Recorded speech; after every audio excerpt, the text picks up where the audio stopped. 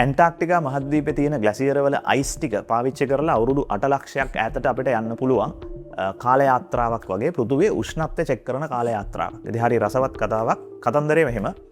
ඇන්ටාර්ක්ටිකාවේ හැම අවුරුද්දෙම අයිස් ටික තැම්පත් වෙවි අයිස් වල උස ඉහළ යනවා. ඒතර මේ වැඩේ අවුරුදු ගාණක් තිස්සේ සිද්ධ වෙන දෙයක්. අවුරුදු මිලියන ගාණක් තිස්සේ සිද්ධ වෙන දෙයක්. එතකොට මේ හැම අයිස් කැටයක් ඇතුළෙම හැම අයිස් තට්ටුවක් යටතෙම අපිට දකින්න ලැබෙනවා CO2 කාබන් ඩයොක්සයිඩ් වායුව හිර වෙනවා.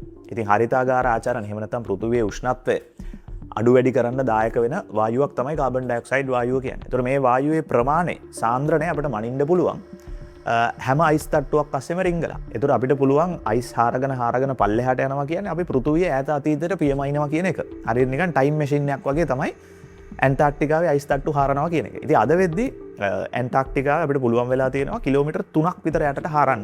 කිලෝමීටර් 3ක් කියන්නේ අපි අවුරුදු 8 ලක්ෂයක් ආපස්සට ගියා කියන එක. මේ වෙද්දී හැබැයි විද්‍යාඥයෝ උත්සාහ කරනවා අවුරුදු මිලියන 1මාරක් යටට යන්න. ඉතින් තව හරන්න වෙයි. ඉතින් කොහොමද බලමු මේ CO2 ප්‍රමාණය මැනගත්තාම ඒකෙන් පෘථුවියේ උෂ්ණත්වය තීරණය වෙන්නේ කියන එක. පෘථුවියේ උෂ්ණත්වය CO2 වලට ඩිරෙක්ට්ලි සම්බන්ධ වෙනවා. CO2 විතරක් නෙවෙයි උෂ්ණත්වයට බලපාන්නේ. හැබැයි උෂ්ණත්වයට බලපාන අනෙකුත් වායුත් සැඟවිලා තියෙනවා මේ අයිස් තට්ටු යට. ඉතින් CO2 ප්‍රමාණය අපි මැනලා බලනවා අදට සාපේක්ෂව. ඒතොර එක එක යුගවල අපිට හොයාගන්න පුළුවන් වෙනවා ඒ කාලෙට තිබ්බ උෂ්ණත්වය මොකක්ද කියලා. ඒතෝගේ රහම පාට් එකක් තමයි 1500 ගණන් වල දකුණු ඇමරිකාවේ උතුරු ඇමරිකාවේ හිටපු මිනිස්සුන්ගෙන් 95% විතර වසංගත රෝගී තත්ත්වවලින් මැරුණා කියන එක. සරම්ප වගේ රෝග වලින් වසූරිය සරම්ප.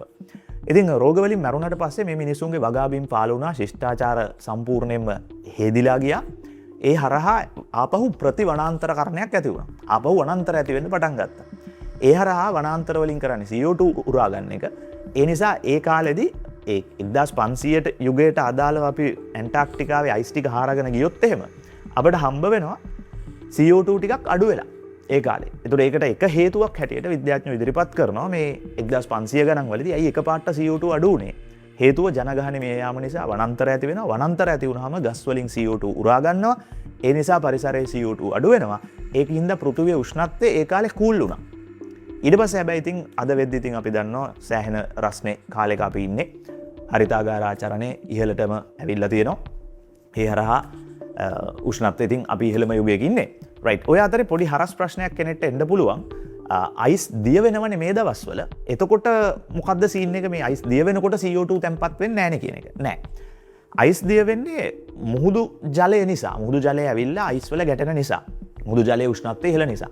හැබැයි මේගොල්ලෝ කනින්නේ ඒ වෙරළ වටේ තියෙන අයිස් නෙවෙයි. ඒගොල්ලෝ කයින්නේ කිලෝමීටර් 3ක් 4ක් උඩින් තියෙන ගොඩක් ඉහළ තියෙන අයිස්. ඒතර ඒවා දිය වෙන සීන් එකක් නෑ. ඒවා උෂ්ණත්වය ඍණ 50 ඍණ 80 වගේ ගොඩාක් අඩු උෂ්ණත්ව. නිසා මේගොල්ලෝ පල්ලෙහාට කැනීම් කරන ප්‍රදේශවල අයිස් දිය වෙන්නේ නෑ.